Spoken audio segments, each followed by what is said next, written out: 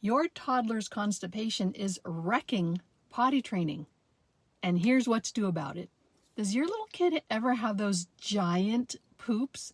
The ones that barely flush down the toilet? They're so huge. If your kid has clogged a toilet with a poop that seemed scientifically impossible to emerge from that little body, stick around. It's actually a big problem, and I'll tell you why and what to do about it. Today, we're tackling that very glamorous topic of constipation, especially as a super common complication of potty training, and it will absolutely wreck your potty training plans if you don't catch it early. Constipation is super common in toddlers. At least 30% of kids struggle with constipation at some point. Why?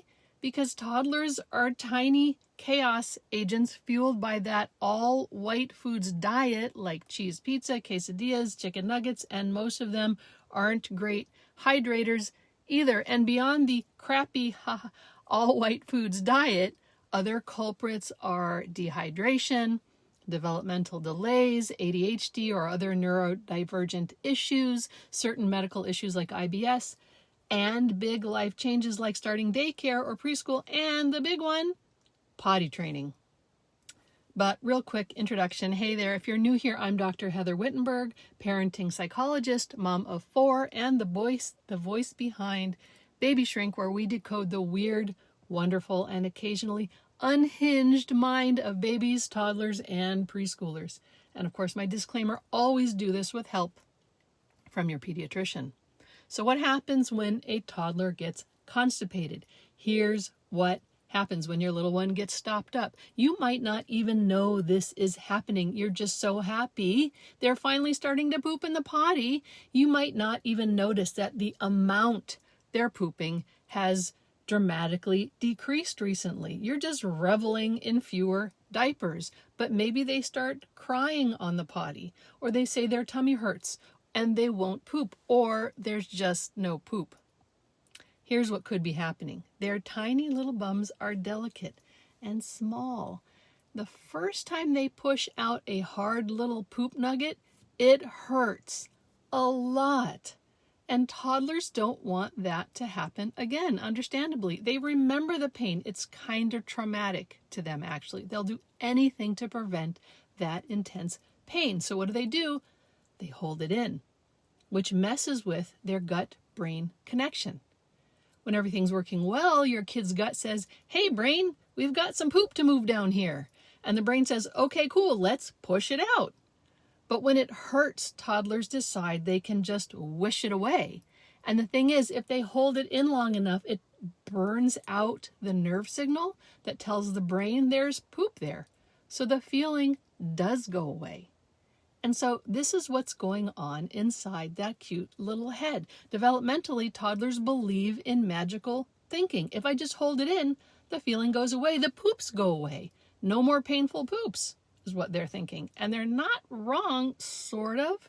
If they hold it in long enough, the nerve signal to the brain gets weaker. It sort of burns out eventually, and then no more urge to poop. That feeling of needing to go disappears. They're thinking, I wished it away. But the poop's still there, of course, hardening, getting bigger and causing problems. Even if your little one manages to squeeze out a little bit each day and you think, oh, they pooped today. The backup is more than that, and it just keeps getting more and more backed up, adding, and it's getting harder and stuck and huge. And parents in my practice are shocked to learn that their kid is still all full of poop, even though they actually do poop maybe every day, just not enough. Now, here's how constipation even derails your little one's progress in peeing in the potty. When the gut is backed up with hard, compacted poop, it presses on nerves controlling both poop and pee in the bowel and in the bladder. And it burns out those nerves, so they just sort of poop out. So your toddler might be having pee-pee accidents, not because they forgot how to pee in the potty, but because their brain isn't getting a strong signal anymore because they're constipated. Isn't that weird? And on top of that, the fear toddlers feel about pooping can create a whole withholding cycle. They're afraid to poop because it hurts, so they hold it. But the holding makes the next poop bigger and harder, which hurts even more. And around we go. Constipation city. And as much as it hurts, eventually some poop sneaks out, but in weird ways and weird times because the system is all messed up. So the next thing you know, they're having accidents at preschool or in the middle of the night or on the playground. And you're like, what the heck is even happening?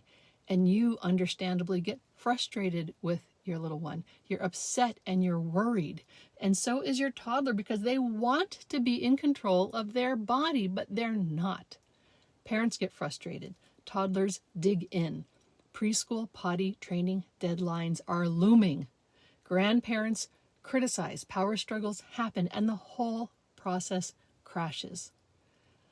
So let me back up and go over some common signs of constipation you might be missing now, and a little more about this part because it's more common than you might realize, and you can get a jump start on it or prevent it next time. Again, your toddler pooping every day doesn't mean they're not constipated. If they're only squeezing out a pebble-sized poop every day, they're still backed up. Watch out for tiny, hard pellet poops, skid marks or liquid poops, which are a sign of blockage, tummy aches, nausea, a big bloated belly, avoiding the potty or squatting to kind of hold it in. And this is where those really enormous, too big for that body poops, those enormous poops start to appear. If you see those, you know there's bad constipation. So super important to know this, that normal daily amount of poop a toddler should get out every day is the size of a small banana. If you're not seeing this much every day, you know they're getting backed up. So here's what to do about it. First, team up with your pediatrician. Do not DIY this with laxatives or enemas. That can go sideways fast. I've seen it in my practice a million times. Your doctor very well might want you to start with something like Miralax, but you need to make sure you're doing it as part of a well-organized medical plan to nip this problem in the butt, so to speak. Your goal is for your kiddo to have regularly sized, non-painful poops every day. And once that's happening regularly, you can get caught up on potty training. Other things you can do, load them up, of course, on fiber-rich foods, berries, pears, and I think kiwi and beets are weirdly good. Carrots, broccoli, beans, brown rice, that kind of stuff. Lots of hydration, of course, 3 to 5 cups a day for little kids. Ask your doc about probiotics and Miralax, but the Miralax can be tricky to manage on your own, so do get that medical advice about using it, and use a little petroleum jelly to soothe sore tushies with medical okay. And if things get bad, your doctor might order a belly x-ray and recommend a clean out protocol. I was shocked to hear from my pediatrician friends how many visits for kids' tummy pain ends up with an x-ray that shows a belly absolutely compacted full of poop. And please, so back off on the potty training if that's happening. It's fine if your toddler pees in the potty but poops in their diaper or whatever's going on for now. Those nerves need time to regenerate after a clean out, and your toddler will eventually want to get back in the habit of pooping like a big kid once you reassure them that you're doing everything you can to make sure their poops don't hurt. That is so important.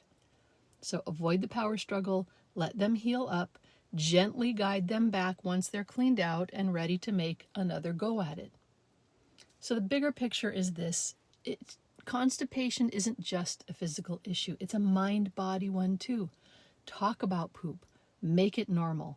Help your kid learn to listen to their body's signals. Tell them that poop shouldn't hurt and that you're going to help make sure it doesn't hurt. Help them learn what they eat can help or hurt their pooping process. Good mind-body awareness now leads to better emotional and physical health later, of course.